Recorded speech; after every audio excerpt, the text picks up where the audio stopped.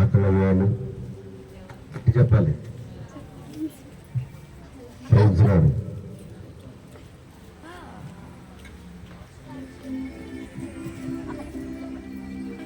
హల్లెలూయా.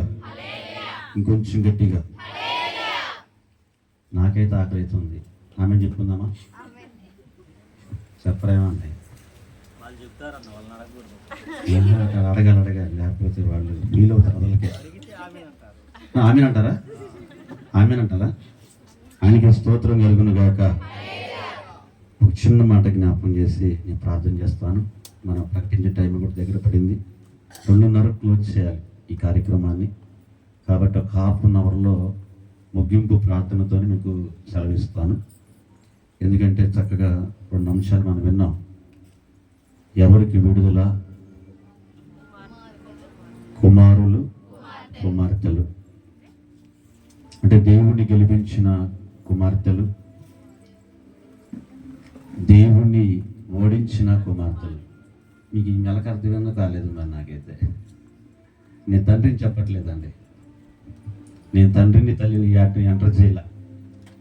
దేవుణ్ణి ఓడించిన కుమారులు, దేవుణ్ణి ఓడించిన కుమార్తెలు.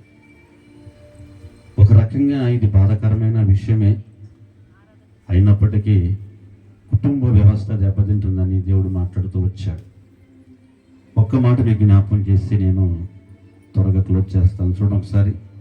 ఈ సందర్భం అవసరం కాబట్టి జ్ఞాపకం చేస్తున్నాను.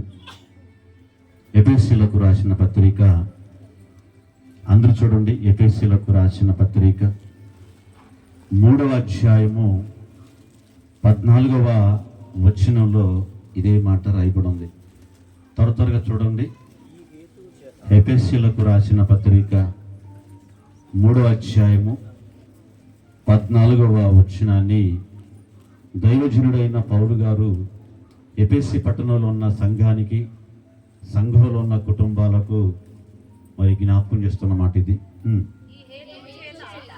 ఈ హేతువు చేత పరలోకమందును భూమి మీదను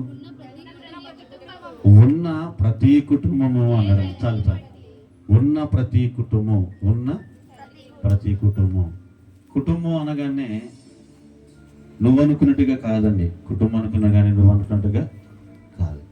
దేవుడికి ఒక కళ ఉంది, దేవుడికి ఒక ఉద్దేశం ఉంది. నన్ను తిరగమంటారు పిల్లలు ఎవరో కూడా. దయచేసి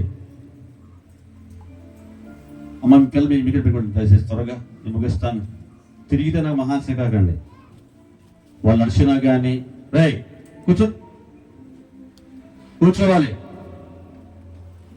వాడు వరిసినా కానీ తిరిగినా మహాశకాకున్నారు పిల్లగాళ్ళు. తల్లిదండ్రులుగా జాగ్రత్త తీసుకోవాలి. ఎందుకంటే మనం వచ్చింది ఎక్కడికి? దేవుని యొక్క వాక్యం వినడానికి. స్తోత్రం కలుగును గాక. కనుక మీరు జాగ్రత్తగా ఆలోచించని మాట ఇక్కడ అంటున్నాడంటే భూమి మీదను పరలోకమందును అన్నాడండి. అంటే భూమిని కంపేర్ చేశాడు, పరలోకాన్ని కంపేర్ చేశాడు. ఎవరు? దేవుడు. అంటే భూమి మీద నీకు రుచిగా ఉండే కుటుంబం కాదండి. నా ఇష్టానుసారంగా భార్య అంటది, నా ఇష్టానుసారంగా భర్త అంటాడు. ఇది కుటుంబం ఎలాగేది? భర్త ముందు నటించే భార్యలు ఉన్నారు, భార్యల ముందు నడిచే భర్తలు కూడా ఉన్నారు. ఇది ఈ లోక ప్రపంచం. మరి ఈ మోసములో నుండి లేదా ఈ అక్రమంలో నుంచి, ఈ అన్యాయంలో నుంచి ఎవరు తెచ్చగడతారంటే జీవితాలను. ఈరోజు నా కుటుంబం పాడైపోయింది, నా జీవితం పాడైపోయింది అని రోడ్డు ఎక్కుతున్నారు. ప్రతిదానికి ఒక మూలం ఉంటుంది. ఆ మూలాన్ని ఛేదించాలి, ఆ మూలాన్ని వెతకాలి. భార్య అనగానే భర్తకు అర్థం కావాలి, భర్త అనగానే భార్యకు అర్థం కావాలి. ఈరోజు నాకున్న అందాన్ని బట్టో, రంగును బట్టో, రుసులను బట్టో, డబ్బును బట్టో, జ్ఞానాన్ని బట్టో, విద్యను బట్టో రకరకాలుగా ఈరోజు కుటుంబ వ్యవస్థ దెబ్బతినిపోతా ఉంది. మరి దేవుడు ఎలా చేస్తాడని ప్లేస్ చెప్పండి. దేవుని ఆశీర్వాదము, దేవుడి కృప నా ఇంటిలోకి రావాలి, నా జీవితంలోకి రావాలి అని అనుకుంటే ఎలా వచ్చింది? రాదు. అందం చూసుకొని, డబ్బు చూసుకొని, జ్ఞానం చూసుకొని, అనేక రకాల హోదా చూసుకొని అహంకారంతో విరవీగుతున్న కుటుంబ వ్యవస్థలో ఈరోజు సంకనకపోతాయి కుటుంబాలని కూడా. పైపెచ్చు దేవుడు నాకు ఏం మేలు చేశాడని ఒక టాకిన పడుతుంది ప్రపంచంలో. దేవుడు నాకేం చేశాడు, దేవుడు నమ్ముకున్నా నాకు దేవుడు నాకేం చేశాడు అని అనుకుంటున్నా నువ్వు దేవుడికి ఏం చేశావు? నువ్వు దేవుడికి ఏం చేశావు? నువ్వు దేవుడికి ఏం చేశావు? ఒక భార్యగా, ఒక భర్తగా, ఒక పిల్లలుగా దేవుడికి నువ్వేం చేశావు? నువ్వేం చేశావు? ఇది అడుగుతున్నాడు. అదే అడుగుతుంది. భూమి మీద కుటుంబం, పరలోకంలో కుటుంబం. స్తోత్రం కలుగును గాక. గట్టి చూద్దామా? ఒక సేవకుడుగానే ఒక మంచి మాట చెప్తారు మీకండి. దేవుడి యొక్క కృప కానివ్వండి, ఆయన సన్నిధి కానివ్వండి, ఆయన ప్రసన్నత కానివ్వండి మీ కుటుంబాల్లోకి రావాలి అని అంటే మొట్టమొదటిగా మీ కుటుంబం ఎలా ఉంది అనేది చాలా ప్రాముఖ్యం. నేను డబ్బులు సంపాదించానండి, నేను జ్ఞానాన్ని సంపాదించానండి అని అనుకునే వాళ్ళు చాలా భ్రమలో ఉన్నారు. ఎందుకంటే ఒకరిని కలిమి విస్తరించుట వాడి కుటుంబానికి మూలము కాదు. ఒకరిని కలిమి విస్తరించుట వాడి కుటుంబానికి, వాడి జీవితానికి, వాడి ఉన్న పిల్లలకు కూడా అది మూలము కాదన్నాడు దేవుడు. మరి అలాంటిది మీరు ఎలా ఆశిస్తున్నారు? దాని గురించి దాన్ని మర్చిపోతే దేవుడు మీ వెంట వస్తాడు. స్తోత్రం కలుగును గాక. నిజమండి. చిన్న మాట చెబుతా ఎగ్జాంపుల్గా. ఇప్పటి వరకు దావీదు గురించి చెప్పాడు సహోదరులు. ఈ దావీదు ఒకనాడు గొర్రెల కాపరి. ఎవరంట? గొర్రెల కాపరి. ఈ గొర్రెల కాపరి ఏనాడు కూడా దేవుడి కాడికి వచ్చి నాకు సింహాసనం కావాలని ప్రార్థన చేయలే. నాకు సింహాసనం కావాలని ప్రార్థన చేయలేదు. నాకు ఉన్నతమైన హోదా కావాలని ప్రార్థన చేయలేదు. నాకు లక్షల డబ్బులు కావాలని ప్రార్థన చేయలేదు. చేయలా. మరి ఏం చేశాడు ఆయన? ఏం చేశాడంటే గొర్రెల కాసుకుంటూ రాత్రి పగలు అడవిలో ఒక నివాసం చేస్తూ, కన్యల మధ్య, కరువుల మధ్య, వానకు ఎండుతూ, వానకు తడుస్తూ, చలికి గడగడ ఒలుగుతూ అనేక రకాలుగా జీవించిన వాడు ఒక దావీదు. ఆ దావీదు కోరుకోలేదు సింహాసనం కొరకు, కానీ సింహాసనమే అతని కాళ్ళ కాడికి వచ్చింది. గట్టి సభపడదామా? గట్టిగా ఉత్సాహంగా. సింహాసనం కోరలేదు దావీదు, సింహాసనమే దావీదు కాడికి వచ్చింది. యేసేపు సింహాసనం కోరలేదు, సింహాసనమే యేసేపు కాడికి వచ్చింది. సింహాసనం ఎస్తేరు కోరలేదు, సింహాసనమే ఎస్తేరు కాడికి వచ్చింది. స్తోత్రం కలుగును గాక. ఈరోజు మన పరిస్థితి ఏంటి? సింహాసనం కోరుకున్న వాళ్ళు, అధికారాలు కోరుకున్న వాళ్ళు, అందాన్ని కోరుకున్న వాళ్ళు, ఐశ్వర్యం కోరుకున్న వాళ్ళు, హోదాలు కోరుకున్న వాళ్ళు, లగ్జరీ కోరుకున్న వాళ్ళు ఈ రోజు సింహాసనం కింద కూర్చున్నారు.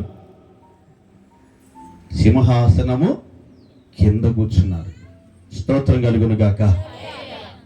కానీ సింహాసనం కోరని వాళ్ళు మాత్రం సింహాసనం మీద కూర్చున్నారు.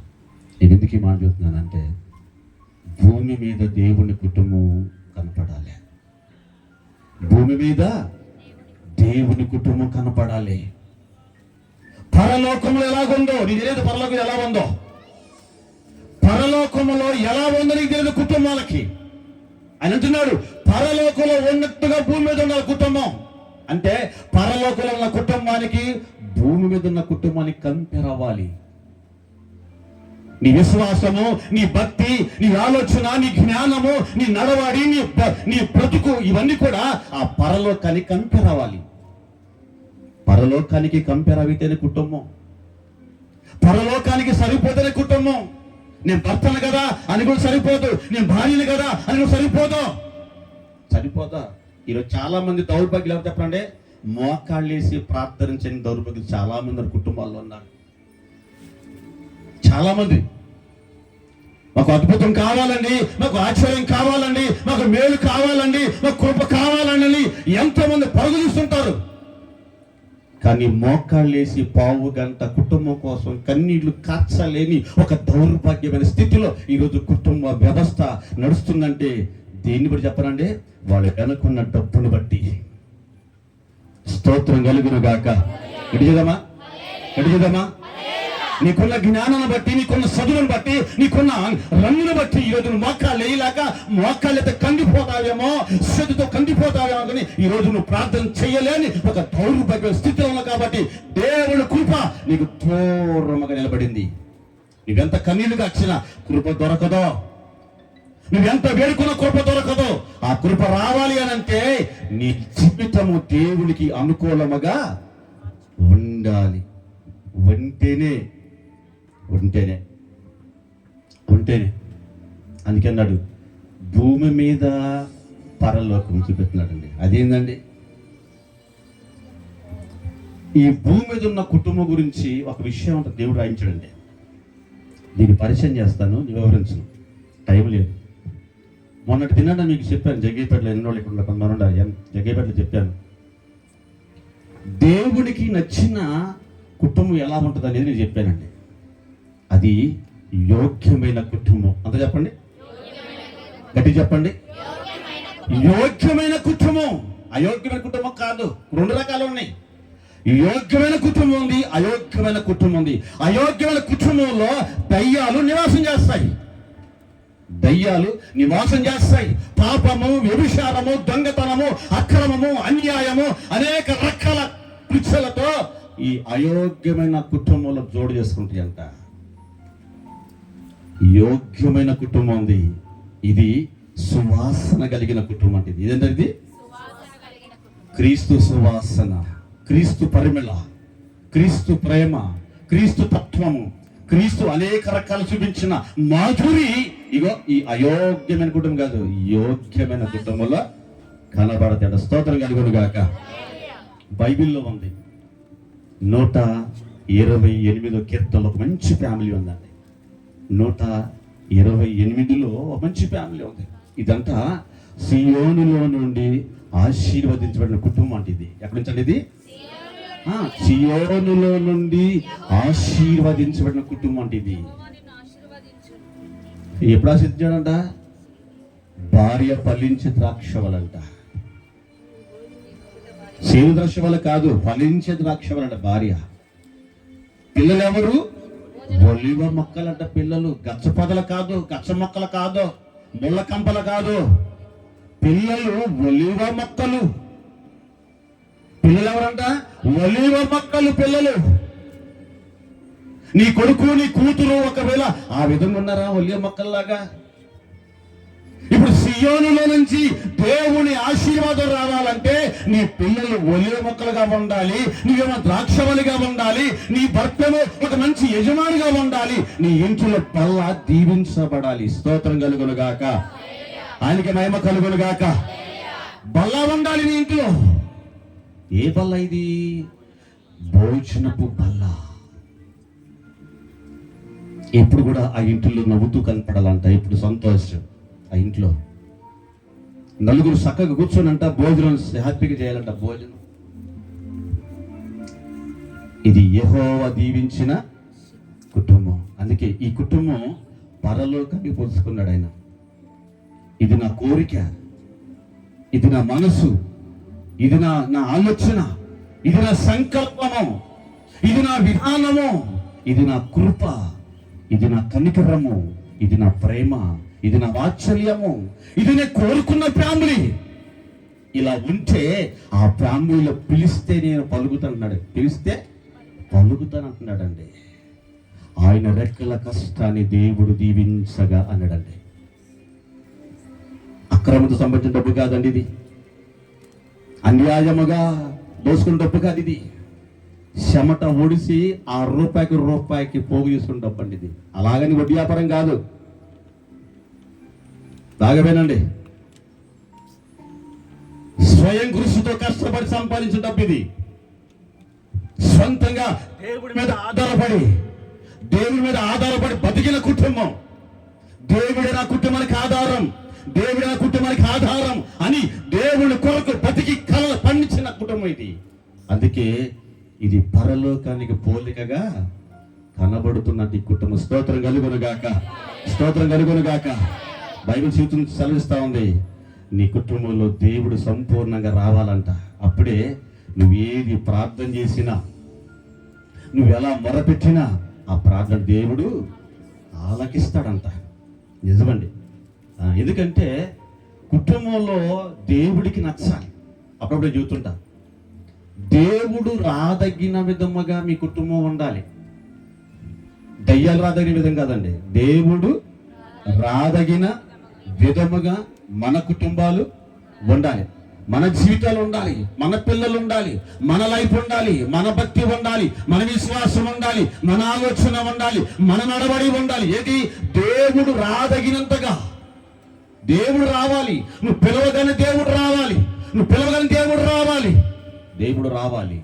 దేవుడు వస్తే ఆ కుటుంబం అంతా, నివాసం అంతా పచ్చగా బయలుగా, ఏమంటే ఏదేని తోట వలే ఇదిగో వికసించే తోటగా ఉంటుందంట. ఆ ఇల్లంతా కూడా ఇప్పుడు కూడా నిత్యము కళ్యాణమే, ఆనందం, ఆనందం, హ్యాపీ హ్యాపీ ఆనందం. నిజమండి.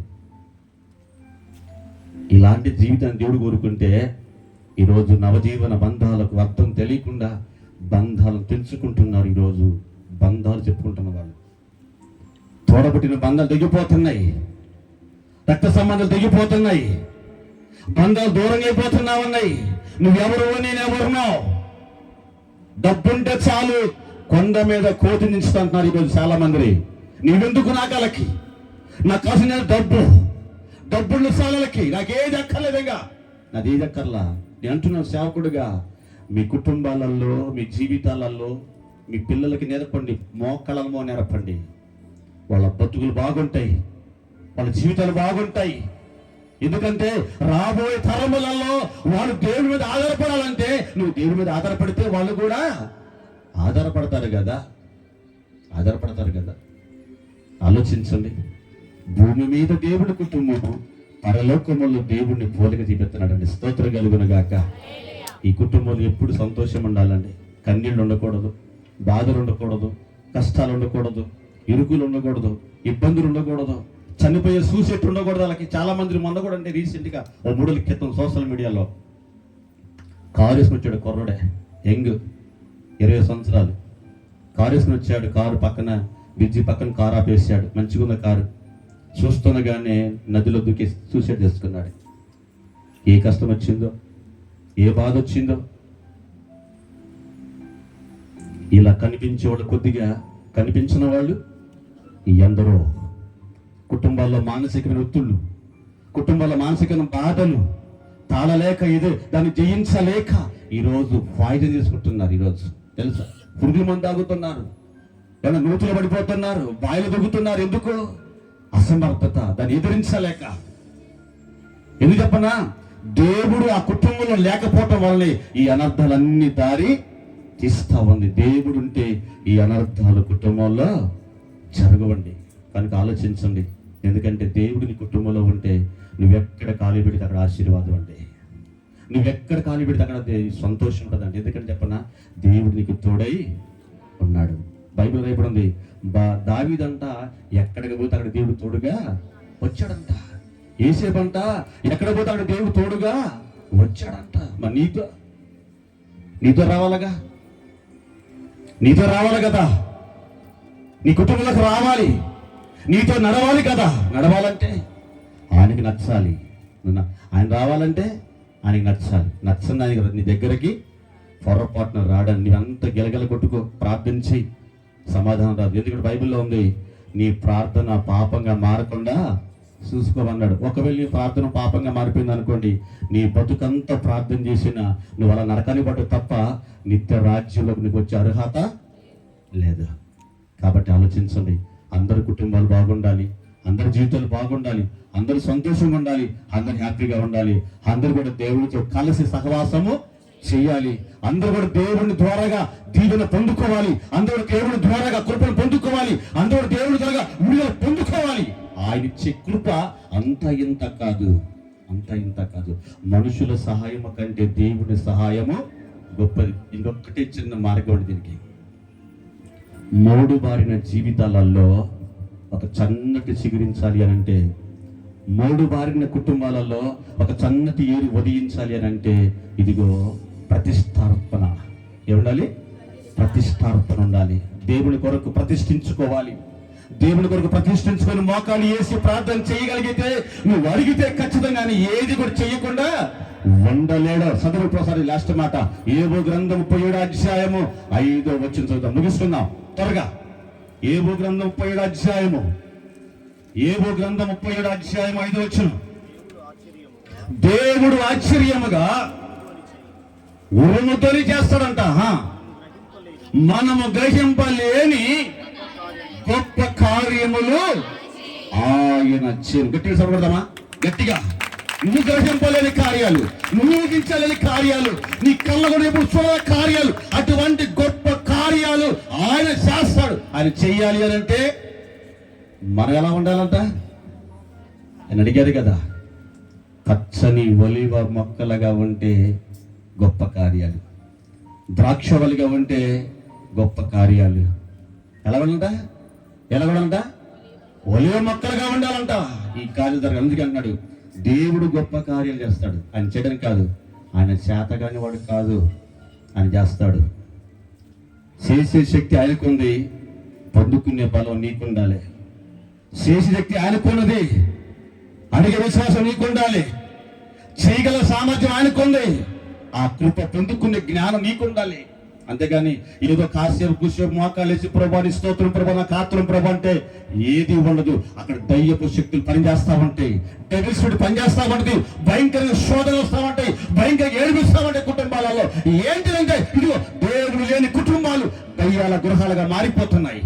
ఇది అయోగ్యమైన కుటుంబం, ఇది అయోగ్యమైన కుటుంబాలు, ఇది దయ్యాల నివాసాలు. కాబట్టి ఈ దయ్యాల నివాసం ఎక్కడైతే ఉంటాయో, ఎక్కడ ప్రార్థన చేసిన ఆ కుటుంబాల శాంతి, సమాధానం, రక్షణ, ఆరోగ్యము, నెమ్మది ఏది ఉండదంట. అనేక రకాల శోధనలు ఒకటి